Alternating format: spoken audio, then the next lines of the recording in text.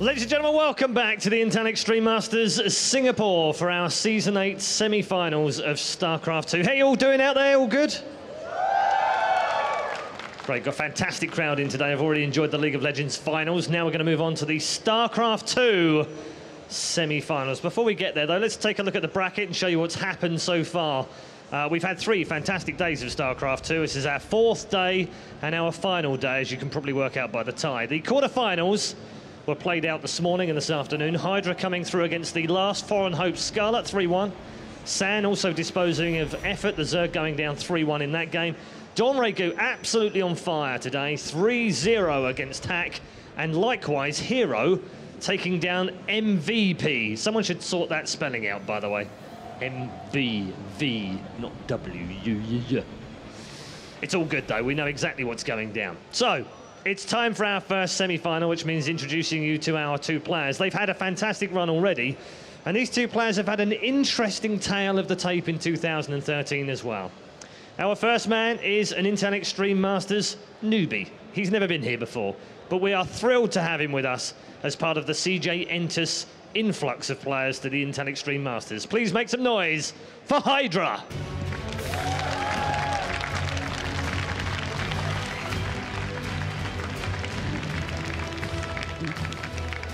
And he goes head-to-head with a man that we don't often see outside of the Taiwanese Pro League, but he has made some effort in WCS this season, and we have seen him at a previous Intel Extreme Masters. Last time out was in New York, where he went out in the quarterfinals to none other than Naniwa. He is Mr. San.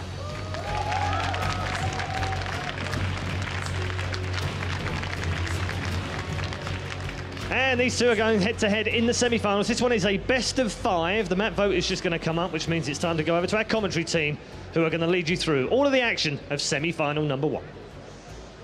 Thanks very much, Paul. Welcome to the caster's desk here for the Intel Extreme Masters Singapore semi-finals here for StarCraft 2, as we now have San and Hydra battling out for one of those grand final spots. And I'm pretty looking forward to this one.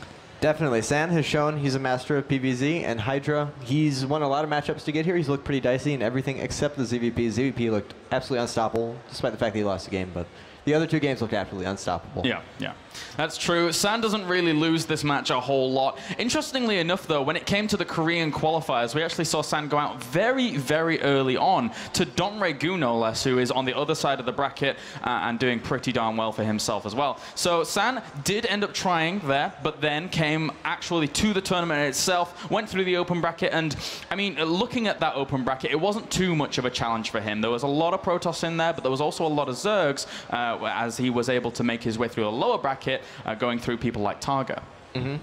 But the one thing going into this is San has been very stylistic. He's been doing that 4 Gateway Zealot opening every single time, including against Hydra's teammate in the previous match. And Korean team, they're going to share that information. Hydra, if he wasn't watching, he will definitely know what happened. Effort will tell him. They will go over that. They'll try and figure out how to deal with it. And Effort looked like he had some idea. He just couldn't quite get the execution down. Hydra definitely, at least judging by the games they've played so far, the more solid, the more comfortable early game ZVP player. Effort takes a while to get him going, but Hydra, I think, definitely in the early mid-game will be the superior player there. Yeah, it's very important to note that, once again, it is best of 5, so each player only has 1 map veto. Hydra will take away Akalon Wastes, and considering what we saw from San on that map, maybe he just doesn't want to have to go into big macro mode against San when he gives him those bases to get going. We saw a lot of Sky play there from San, and didn't quite work out in the end, but San does rely more so on his early to mid-game focus to really, really punish his Zerg opponents. Yeah, I honestly find that ban very, very surprising. I think it would be much better spent for Hydra on something like Polar Knight or Yunsu or something, where the Zealot pressure into an Immortal, or some other kind, but probably Immortal, all in, is nearly unstoppable in the hands of San. I don't know, maybe he just specifically doesn't like Akalon for some reason. Maybe he feels very comfortable holding that off, and he's actually kind of trying to bait San into doing that build. Those are the only things I can think of. But we are going to get a lot of big macro maps involved in the first 3 games. Polar Knight, of course, the more aggressive map, but Frost and World win the 2 big macro maps in the pool. That has to go in Hydra's favor. Maybe he has been a very aggressive player himself, but you almost have to imagine that his late game, his macro, is kind of going to be better than San's. Because San on Akalon didn't look so comfortable. No, not at all. As we said before, his earlier game focuses are things to be worried about when it comes to playing against him as a Zerg player. And the interesting thing about those maps and the way in which we saw the order go there, we saw Hydra taking Frost and then Whirlwind after we saw San's second choice. So very, very obvious here that that Hydra wants to be on those bigger maps against San. Very, very obvious from the very get-go. And as you rightly pointed out, the CJ Entus players, they're going to be deliberating exactly how to take this guy apart, because Hydra knows he has to just defend very early on. Yeah, and Hydra is looking to start out strong with those map picks, but that kind of gives San he is a cheesy player. He's an aggressive player. He's going to have builds up his sleeve that he can do to get himself early wins, and he knows that he has his good maps in the home stretch. He just needs to get a win or two out of the early series, and he can call that a win. You know, he can call that a win. He can be satisfied with that. He doesn't need to take the series early, whereas Hydra does. So that puts a bit of pressure on him. And in PvZ, you can always do some funky stuff and maybe luck out a win. There's always the potential for that. So Hydra's going to have to be very, very safe and just cover all of the possible bases in the early game going into these first few maps, especially on Frost and Whirlwind.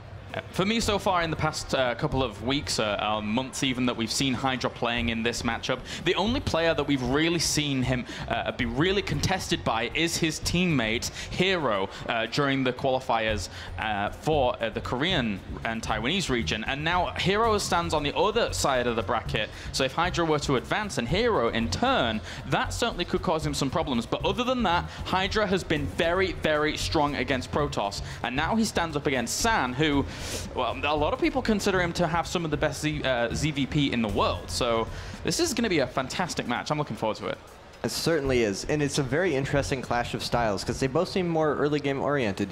The games against Squirtle yesterday, Hydra just killed him flat out with timings.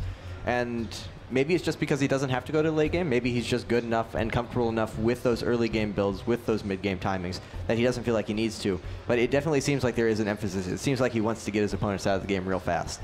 And San, of course, we've already experienced plenty of his PvZ to know that he is looking for the early game. And back in previous games, previous months, San looked pretty comfortable in the mid game. It seemed like he was one of the few Protosses who had an actual handle on how to deal with Swarm Host Turtle, how to keep his opponents off balance enough to not let it get to the point where it is so frustrating for Protoss, like we saw in that Akalon game. But effort, once he got going, once he solidified himself, it looked like San just could not find a hold, had no idea what to do about it. And so if it does get past the mid game, if neither of their timings are successful in killing each other off, that's kind of unexplored territory for both of them. We don't know how good Hydra is going to be there, and we don't know if San's going to be able to deal with it. All right, well, the countdown has begun. We are getting loaded up into game number 1 of our first semi-final for today to find out who moves on to the grand final to contest for that championship position here in the Intel Extreme Masters Singapore. Frost will be our first map here in this PvZ between San and Hydra. And without further ado, let's introduce those players spawning down to the bottom left-hand corner as our red Protoss. Ladies and gentlemen, give it up for San! And up to the top right-hand corner, we have our blue Zerg representing CJ Entus. Give it up for Hydra. And Hydra's gotten cross positions on an already very large map, so he has to feel great about that. Immortal all-ins on here, it's quite a stretch. You're pretty desperate if you're going for an Immortal all-in cross positions on a map like this. And we're seeing the first deviation is looking like a Forge FE from San, along with a very early Probe Scout. So that is already, I think every single PvZ we've seen him thus far has been Gateway expansion. He might look for Cannon Rush. That's a definite possibility. This is very unlike San here to be going for that Forge, as you rightly said. Normally, it's that Gateway expand. So depending on when he sends down that second probe to either build a Forge or actually just eventually just negates that and just goes straight for a Nexus first, this is a very, very big change that we're seeing here from San. Yes, it is. Although, if he goes for a Cannon Rush, Hydra, every single ZVP he played yesterday, he opened up with a pool first. And he is sending out that very early probe. As you said, the Forge goes down. He hasn't even scouted yet. Well, he's going to send sending out a second probe. Yeah. So he's definitely looking for a Cannon Rush here. And it is going to be a hatch first. But he's sending out 2 drones, so he smells something. Well, we could have even seen Hydra try and go for a triple hatch. I mean, I'm not saying that drone is the case for that, but it looks like San is going to get up here with this initial probe. Hydra does spot that, and he knows what's up. He knows his opponent's kinds of mentality, what he's going to be going for. This was a nice, clever move by San, but depending on the execution, it could go wrong if Hydra's on top of things. Second drone pulled down absolutely immediately. Hydra knows this is a gateway expansion player. You see a probe that early, it means something. Yeah. The 2 pylons going down. Hydra knows. The spawning pool comes down. That's a little bit late. However, he has a lot of drones down here. Everything comes down to blocking the wall in, blocking the important cannon positions, and it looks like he's doing just that. Well, kind of. There's a few dangerous cannon spots he could drop. Yeah, this isn't really going to work out, I don't think, in the end for San. I mean, he does have the 2 probes out there. It makes it a little bit more deadly for Hydra to control if he's actually going to have to deal with those, and if San tries this, but there's just no way. There's no room for him at all. Hydra being very, very careful with all his positioning, not letting anything get through. A few little openings where San might have been able to get a cannon in one of the closer, tighter spots, but San never deciding to go for it, never deciding he had the opportunity, and the Nexus and the Gateway do come down, so he has given up on that. He did send out 2 probes early. He got the Forge before the Nexus, and Hydra gets away with a hatchery, even though he had 4 or 5 drones sitting down there blocking that for quite some time. That's a definite little economic lead for Hydra. Definitely a better build for him. And I love how Hydra actually sent out that drone scout, because let's think about this. San, as is always, we've always seen him going gateway expands, and this is of course Frost, a map where the Forge and cannon rushing can be tricky if you don't send out 2 probes to actually eventually scout your opponent. Now, Hydra, knowing that his opponent doesn't really like that macro focus against Zergs, and gateway pushes not being the most amazingly effective thing here just yet, because Hydra's always going to know about that will be coming. So it was a nice attempt by San, but Hydra's covering all of his bases so nicely. And really, really good game sense by Hydra there, too, to send out that drone scout. Drone scouting in ZVP is really uncommon. So he just good awareness of the map, good awareness of his opponent's style. Worked out really, really well for him. But on the other side, a good read by San, because Hydra is a pool-first player from everything we've seen so far. And so to recognize that on this map, he's going to want to go for hatchery first, and to go out and really dedicate to that cannon rush before he scouted anything. He dropped the Forge, and he sent out the second probe before any scouting information was found. So a smart play from him, and impressive commitment to it, but just Hydra out mind gaming him. And we see San going for something that is less common for him, as we do have that Stargate thrown down. But if he were to try and go for any kind of 4-gate pressure at this point, off the back of a Forge Fast expand as opposed to Gateway expand, then it would be a little bit slower. So likely here that we could see some Void Rays out of San. It really depends. I mean, he has a lot of options, but he does favor Void Rays usually when he goes for Stargate. Yeah, especially on the Aklon game, he went for Void Rays mostly because he was, first off, defending a Roach Rush, and then also because that was just kind of his long game plan. He was looking for a Void Ray-based composition in the macro game. But here, the only interesting thing here is that San hasn't actually taken his 4th gas. So that could be, and an Oracle's coming out first. The follow-up will be the interesting part. Could be the Oracle to harass, then a bunch of Phoenix, and then a Warp Gate rush under it. But only 3 gas definitely signifies some kind of aggression here, most likely. Well, San's just going to get off third this. Nexus. Oh, wow. Okay, so that's actually very, very quick here for San. So he is going to try and macro out of this pretty speedily, but I'm not sure how that's going to work out for Hydra. We've seen, even during the qualifiers for this tournament itself, Hydra's ability to go toe-to-toe with the best of those Protoss players in this big macro game. And he already knows that the Stargate's down, so he's going to be preparing for that without having initially seen the Oracle. And the one Protoss he did lose to, his teammate Hero, is more of an impeccable long game macro. Not necessarily macro. He can rush with the best of them because, I mean, he is a Protoss. That's a necessary part of your arsenal. But he's much more a management kind of player. He's not a cheeser like San. So, ooh, quite a few drones falling to that Oracle, actually, and getting away for free. And this Nexus actually would be pretty risky had Hydra gone for Speedling, but without the option to go Speedling to punish it, definitely getting up for free, getting up safely. So San is just going to have that very fast 3-base economy. He's upgrading as well, adding on some more gateways, and into Void Ray, even Chrono boosting out the Void Ray. So looking like a similar composition to what he was using on Aklon. Yeah, definitely. And with the robot actually being thrown down in an interesting position there for San. Throwing down the 3rd base, it is a little bit vulnerable if Hydra were to go for something extremely aggressive with Roach Hydras. But at this point in time, we do see that San has already spotted the layer. He knows that's going down, and Hydra is just committing to those double evolution chambers. So it looks like a very range-heavy upgrade style. He's liked to go for a lot of a lot of Hydralisks as opposed to Roaches very quickly, because just in general, it can deal with a lot of things defensively, like Stargates, for example.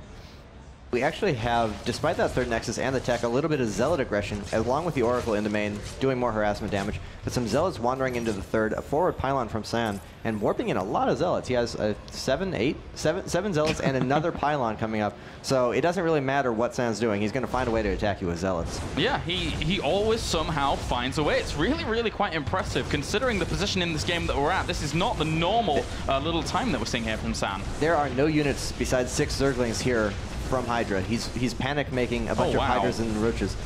If San actually focuses down this hatchery, he very well could kill it. He certainly could. There's a few Lings going to stream in here, try and buy some time. All the drones have to fight as well. I mean, he needs to save this hatchery. He's got one going up to the top left, but this is going to stop a lot of the income here if he loses this. The Zealot's actually just going to work, and they're killing off a lot of drones. He's already killed off 28 drones in total, killing off more. This is really impressive here by San. The hatchery following easy as well, and this is not a 2-base all-in. This is any kind of early pressure. This is off of a third Nexus and a lot of economy. What is this? Somehow San manages to find a way here. And again, it's not a normal timing. It was just randomly, I am going to throw in a few Zealots here and go for it. But during all of that, Hydra had no ability to see that. And the Oracle's back in the main, killing more and more drones. There's no Spore Crawler there still. Oh my. San is actually ripping Hydra apart here in game number 1. And Hydra is falling apart very readily.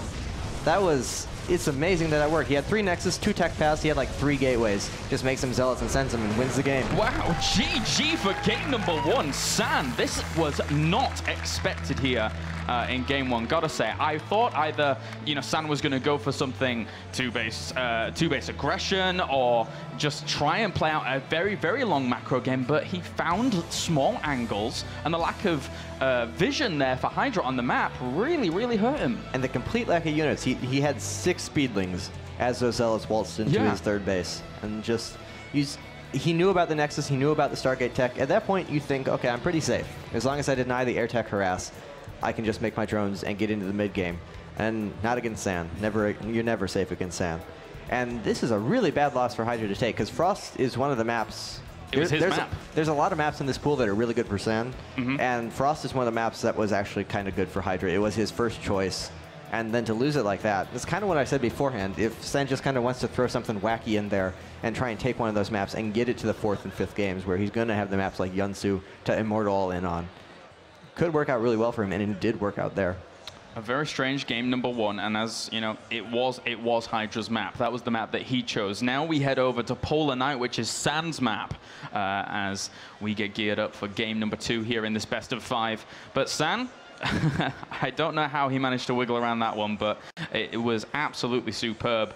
Ever the opportunist here in game 1. And, why not? Why not take that if you can get to it? Hydra, he was playing hyper greedy against a player who is as aggressive as San. You can't get away with that. Nope, absolutely not. But, I mean, he kind of tricked him into it. He put down that third Nexus. He showed the air units. 9 times out of 10, you are going to be safe there. You're not really going to need that many units. Because if you see air tech, but he's on 2-base, then there can be a warp gate all in under it. But off of 3-base, that's pretty unheard of. Most Protosses don't play that way. If it had failed, that would have been pretty bad, because he's delaying quite a bit. He's not going to have any ground units. So he's going to have no ground army to speak of for quite some time, because he's making Zealots instead of the sentries you need to build up mana. So a bit of a risk there from San, but all the risk he takes, and they always seem to pay off. I'm not sure if it's game sense or he's having a really good weekend. All right, well, we're getting on to game number 2 here in a second, as Polar Night will be the map. As I said before, it is San's choice here of the map, so maybe we will see something as aggressive, but he's just shown that there are tendencies of his that are slightly unpredictable. That was not something I saw coming up to the point where there was just Zealots randomly appearing on the other side of the map, and Hydra, in turn, clearly didn't see it either. So he needs to be very careful and be so cautious. Keep an eye on absolutely everything going on. Yeah, Polar Night, as we said, this is one of San's maps, and we've seen on this map just multiple times this tournament, and on maps similar to it, that 4 gateway Zealot opener into an Immortal all-in. And He keeps doing it, but I haven't seen it fail yet. It actually has not failed yet in this tournament. So strong. Spawning up to the northern position as our red Protoss. Currently 1 game up. Ladies and gentlemen, give it up for San. And down to the south are blue Zerg, representing CJ Entus. Give it up for Hydra. I know, I'm kind of scared for Hydra. The Zealot into, and he is opening up with Gateway expansion here. We see the pylon in the main. So we're going to have to wait and see if he gets 2 gases or 1. That's pretty much the telltale sign. If he gets 1, he's going to be doing the Zealot rush, and then it's all up to Hydra to see how he wants to defend it. Effort every game was opening up with speed. It was a weird kind of half measure. He was opening up with the Speedling, but he didn't manage to prevent the pylon, and then there's nobody who's better at just judging the right amount of Zealots to make to keep himself alive, keep that presence there, but not overcommit than San. And then after given that, Effort was forced to then go into Roaches after rushing out the Speedling, and it just left him with a completely crippled economy. And we're going to have to see if Hydra can figure out the situation better or not. Straight to the San go-to of that Gateway expand here. Very, very common to see that from him. So Hydra's going to end up scouting that out, and when it comes from San, he's gonna be a little bit more feeling as if that's normal here from his opponent. And you know, no opportunities of cannon rushes here either against Hydra. So maybe he might send the drone out to have a look around, but other than that, I think he would always expect a Gateway play from San here. Almost definitely, and we do see that this game he puts down the hatchery. He doesn't send out the secondary drone to scout for any kind of probe or cannon rush. He's not looking to block that. He's not worried about it at all. And I really like seeing this from Hydra, because yesterday he seemed a very unadaptive player. He was doing the exact same thing all 3 games in all of his matchups. But this game, knowing that his opponent is a Gateway expander, just very confident in his read on him, going hatch first and then going quick Speedling, which I really like, because I really think the early Speedlings give you the map control necessary to prevent the pylon from coming down and starting up that warp gate rush. We do see only the 1 gas in the main of San, so that will be what he's going for. Yeah, especially on a map like this, where you have to cover quite a bit of space on the left and right to make sure that those pylons aren't going down. Speedling's going to scout that out very, very quickly. And Hydra, in turn, does have a lot of room to position these Overlords later on around the base to eventually spot what's going on in terms of tech. So, but he has to be very careful as well. If we see a 4 gateway play from San, generally 2 are at the front, and then he always ends up hiding 1 behind the mineral line. So that's something Hydra's probably going to be looking out for. Honestly, given how confident Hydra seems to be in his read on San, I think just the fact that he sees only the 1 gas in the main, I think that alone is going to be enough information for him to be very, very sure that 4 gateway is coming. Because San has done it literally every other PvZ that he has played that we have seen. And Hydra seems to be well aware of that. I'm sure he is. And so we do have Speedling started. We do have no more gas. Well, only the 1 drone in gas from Hydra. That's relatively irrelevant here. There's 1 gateway, there's 2. Now, and 150 minerals more, and a pylon at the back might signify that we get a 4th if he wants to go for that. He's already started a sentry, which will hold at the front at least. Front and boosting out warp gate as well. Kind of surprised we haven't seen that 4th gateway yet. Yeah. He has 150 minerals. Out there it goes. It is now queued up in the back. Whee. Well, this was kind of what we were expecting, and to be honest with you, if we can expect this, then Hydra can expect this. Certainly. Now, how will he deal with it? He sees the pylon, but he doesn't have Speedling yet. He can't quite kill it. And the pylon should be going down any second here. The 3rd hatchery is coming up from Hydra. No Roach Warren just yet. He's making a lot of links. Speedling is about to finish. The pylon's going to finish. He's not going to have links there in time to kill it. This is a little bit of a tough spot here for Hydra. Again, he knows it's coming, but how is he going to deal with it is the question. 3 lings actually poking away at the front of the base and almost getting themselves a sentry, but that was never going to happen as long as San is keeping on his toes. And the Zerglings are actually going to charge in here and go completely past the pylon. The warp gates are already here. I think he was just looking for the probe, trying to get a secondary pylon or something, but the probe is already on the other side of the map looking for an optional expansion. That's actually really, really smart and shows a lot of foresight from San, because Hydra doesn't seem to be really committing to the defense, and Effort did not. He was just sacking his hatchery.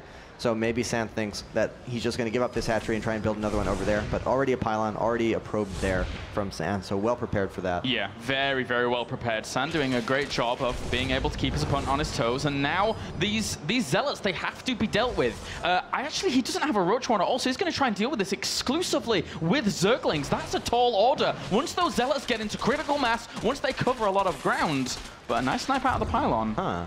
And there's no more pylons over there, so he only has to worry about the zealots on the lower right portion of the map now, which makes life much, much easier for him. And he's actually making drones. I'm not sure. This might be a little overconfident. Well, there's the surround here. Time War will go down, slowing a few of those Zerglings, but at the same time, they're already there. They're already connecting with these Zealots. In the end, the Zealots will get a trade-off, but it's not going to be useful enough. San did not get what he wanted, which was the cancel or kill on that third base. So this execution from San was a little weird, I gotta say. Yeah, usually he's great about holding back in a corner, sitting and waiting until the last possible. There's no more units. He didn't realize there was another.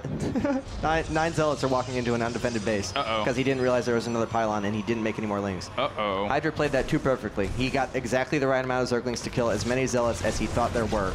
And then San tricked him and made a bunch more Zealots. There's more Zealots than you would have ever expected, Hydra, as they're now going to work on the natural. It seems that the third base, not the target at all. The natural is completely under... What? They got so many Zealots. More Zealots just pile on through. Yes, there's a Stargate behind this, but San could actually just do crippling damage right here. Yeah, the pylon falls, but there's another one behind it, and he's losing so many Zerglings in the attempt. He might lose that. He's going to lose the queen as well. Might lose the other one. The mothership core is still there. More Zerglings in the mineral line. He barely has any drones mining at this point. The Roach Warren has finished, but he's not making any roaches. He's just making more and more lings. I don't know if this would be possible for him to hold this. Wow, San is absolute Zealot king. As you said, the Roach Warren's there, but there you go. GG. San takes the lead 2-0. He is Zealot king, man. He is... It's just kind of silly to watch. I feel so bad for Hydra because he defended that first wave absolutely perfectly. I don't know how deep the mind games go here from San because he actually messed up pretty badly, like not hugging a corner, walking out in the center like that. He just donated those Zealots. Was that trickery? Was he trying to lull Hydra into a sense of security? It's like, if that's the case, then San is the greatest genius in the world. However, if he hadn't have done that, and imagine how many Zealots he would have had if all of those had survived and gone in. And again, they do so well when they're together. They exponentially increase their power when they're together against Zerglings. So. And if Hydra weren't quite so good, if he just overestimated it a bit and had an extra, or underestimated himself a bit and had a few extra units, then that just kind of falls flat on his face. Because as you said, when they're not met up, when they're not together, they're much, much weaker. So only San really knows if that was a mistake that turned into a win, or if he just has everything planned out and is a mastermind. I'm gonna go with mastermind because I like to think that. I don't know. I like to think mastermind, man. I'm going. It's a bit more exciting, but. Wow, Zealot King, he is the Zealot King. As now we're going to be getting on to game number 3, which is Whirlwind, our map. A big map once again, similar to Frost. However, if San decides to throw down a pylon in the most arbitrary of places and warp in Zealots, then Hydra is guaranteed to lose. It does seem that way. You would think Whirlwind, Hydra thought Whirlwind was his map, one of his maps, but I don't know, the bigger the map is, just the more places there are to hide pylons. And the more pylons you have, the more Zealots come out.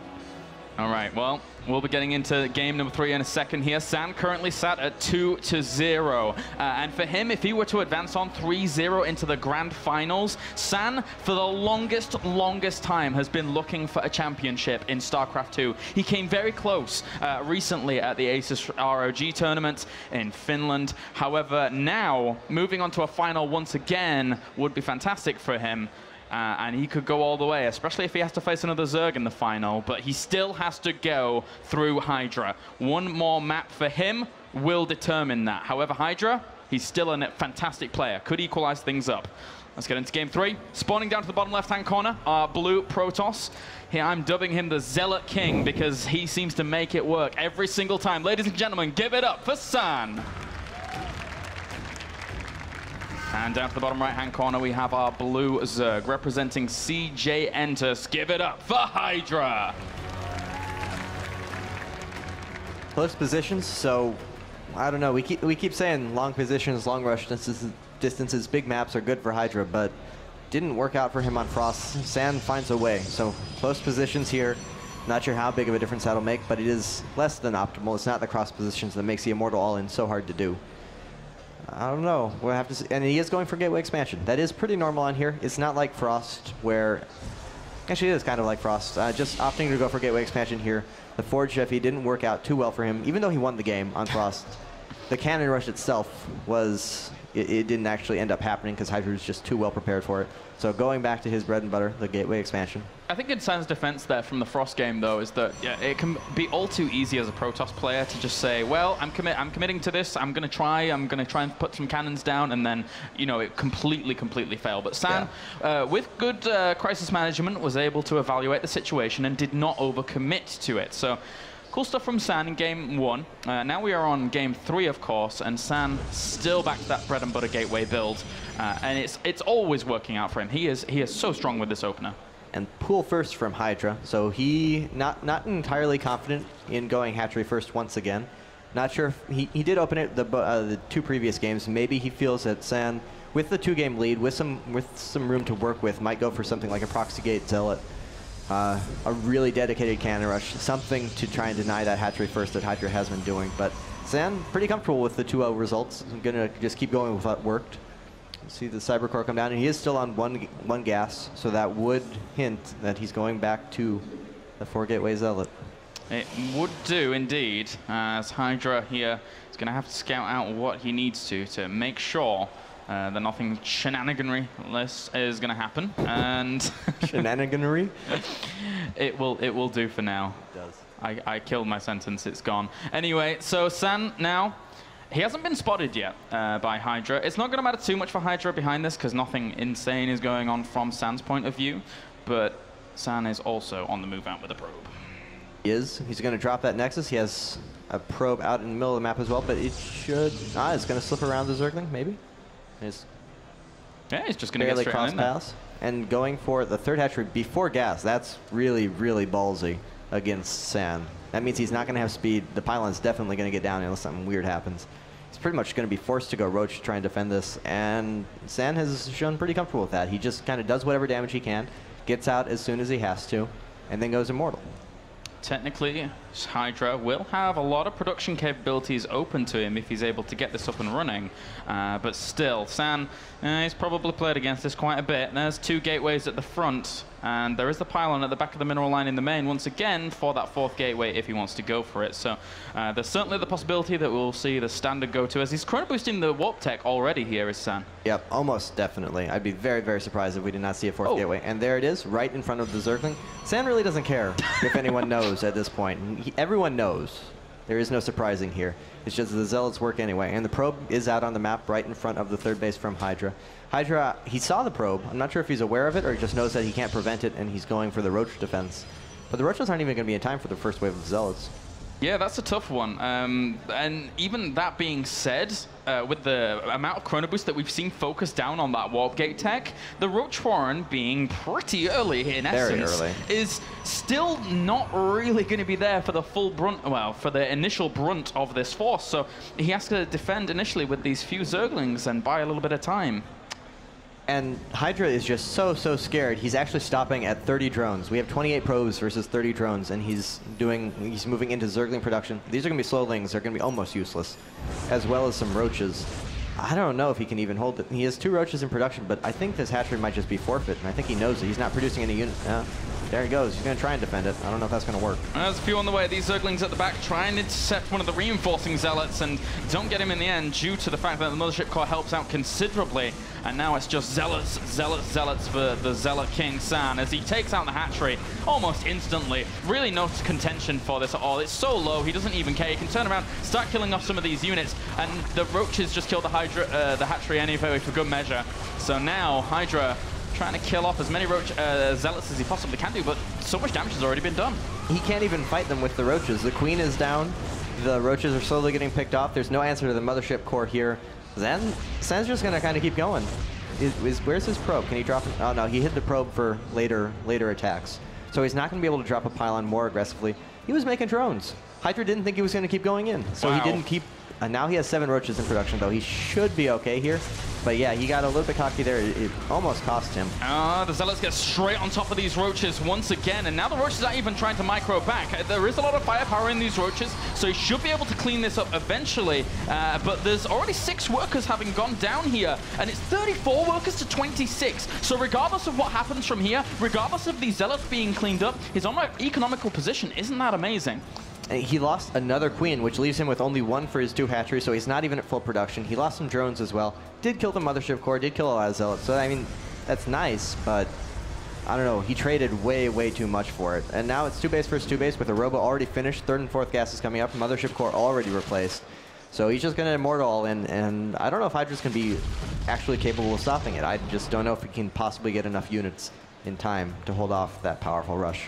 He's looking to just send in Hallucinated Oracle, 1 for information, maybe 2 to be able to force his opponent into some very weird reaction, but that's not going to be the case. The Hallucination does end up dying in, but it gets a lot of scouting information off. And now with those Immortals being cranked out for San as well, as you rightly pointed out before, I don't think he's lost with this build during this tournament. So Hydra's going to have a hard time, especially considering his economy was a little bit in tatters.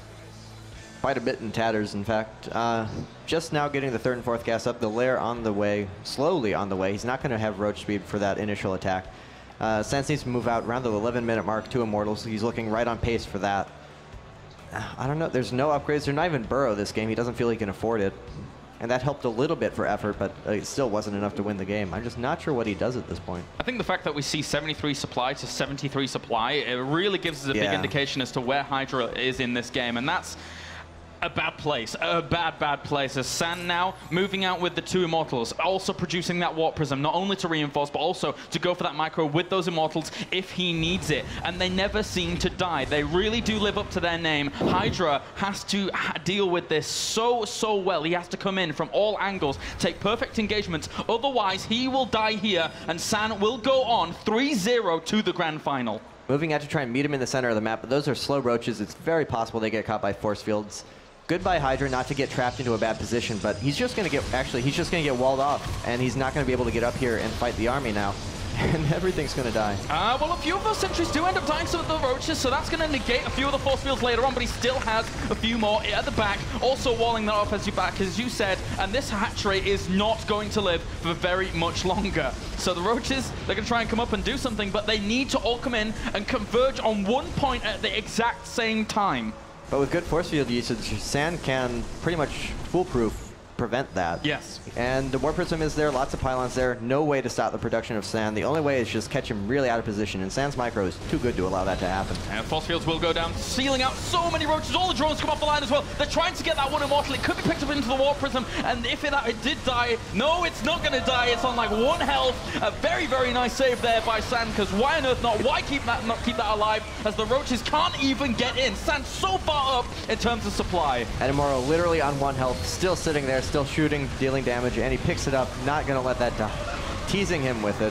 Has shields now, so that it is going to survive. They don't die. They are immortal. They are holding this on, holding it strong. Hydra is done. GG. 3-0 goes to San, the Zealot Immortal King. That was, well, San's really, really good at that build. I don't know. I would almost, at this point, like to see him go on to the finals against DRG, do that build 4 times, and win 4-0 with it. I think that would be... It would be painful. It wouldn't be the best series, but it would be interesting to watch. I'm kind of curious if he can do it at this point, because he literally has not lost with that. It's a very, very strong build, and now San advances on to the grand final. He's going to be either playing against a Protoss or a Zerg. We kind of know which one he wants to be playing in that final. Hero, a very scary player, and a very non-Zerg player. And I think San would definitely like to keep going against the Zergs at this rate. Oh, yes, he certainly would. So Hydra is now eliminated from the tournament. Commiserations to this man on screen, but San, as we said, advances on. What a really, really stellar performance just in general from San. I wasn't expecting the first map to go exactly how it did. No. But as we said, the King, he finds a way. That is kind of impressive. Even if you are a relatively one-dimensional player, if you can make any game fit into that one dimension, it kind of just keeps working out for you. Like, you're not really supposed to be able to Zealot Rush after making 3 Nexus on Frost. It's just not supposed to happen. But San can make it work. All right, so that means our first semi-final is concluded here. So now we can send it over to an interview with our winner on the stage with Red Eye. Thanks very much, chaps. Yes, with San, congratulations. Fantastic 3-0 win. I don't think anyone thought it was going to be that straightforward. Can we talk about the second map? Kalaris said he wasn't sure whether it was genius or lucky. Can you explain the second map to us in a bit more detail? Was it a bit of luck in there, or was it something you actually planned? 두 번째 경기에서 해설자들이 이거는 운 아니면 천재적인 거다 이렇게 설명을 했었는데 일부러 자기 스스로는 운이었던 건지 아니면 진짜 일부러 했던 건지 설명해 주세요. 두 번째 경기는 제가 평소에 레더에서 그런 게임 많이 해가지고 운이 아니고 노렸던 거예요. That was definitely not luck. That was definitely not luck. I always practiced that in ladder, and it worked out. Okay, so it was genius then. Well, we'll let him have that one. I think Kalaris called it a master stroke, so we'll keep it at that. Third map, was there any concern from you during the third map that maybe that he could come back into the game? He had a supply lead at one point, so did it look like that maybe you were forced onto the back foot, or were you always comfortable? 세 번째 경기에서는 좀 경기를 설명하자면 어땠었는지 항상 계속 이길 줄 알았었는지 아니면 좀 질 수도 있겠다 그런 생각이 들은 적은 있었나요? 세 번째 경기요? 네. 그냥 적당히 찌르고 그냥 운영하려고 했는데 가니까 아무것도 없어서 운이 좋아서 이겼던 것 같아요. Well, in the third game, I wanted to just put a little bit of pressure, but I actually saw that that my opponent didn't have any units, so I just ended the game. Okay, fairly straightforward. Not going to get much simpler than that. I wanted to talk to you a little bit because we had you at Intel Extreme Masters in New York, and you were quiet there. You didn't really make a huge amount of noise, and you lost out to Naniwa in the quarterfinals. What has been the difference between Intel Extreme Masters in New York and now a few months later here in Singapore? IEM 뉴욕도 참가를 하셨었는데 그때와 지금이랑 다른 게 있다면 뭐가 있나요? 일단 뉴욕은 너무 멀어가지고 좀 컨디션이 안 좋은 상태에서 게임에서 좋은 성적을 잘 못 낸 것 같은데 이번에는 시차도 없고 그래서 평소 실력이 잘 나오는 것 같습니다. Well, New York was too far away, so I was really in a bad condition.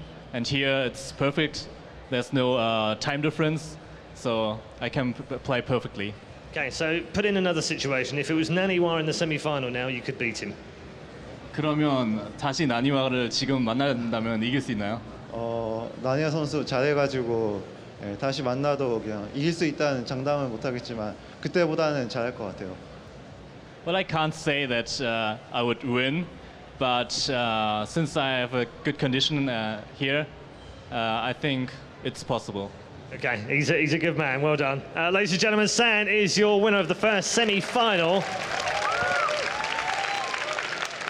And we've got more StarCraft 2 coming up as well. Another semi-final on the way before they play out for the chance to play this man in the grand final. We're also going to crown our MVP, so make sure that you log on to Twitter and tweet and follow at IEM and tweet us your favourite MVP from the StarCraft 2 tournament. We'll be announcing the MVP and bringing them out to receive their award before the grand final this afternoon. Just 2 more matches to go from StarCraft 2 after 4 fantastic days of brilliant StarCraft 2 here in Singapore. We'll be right back.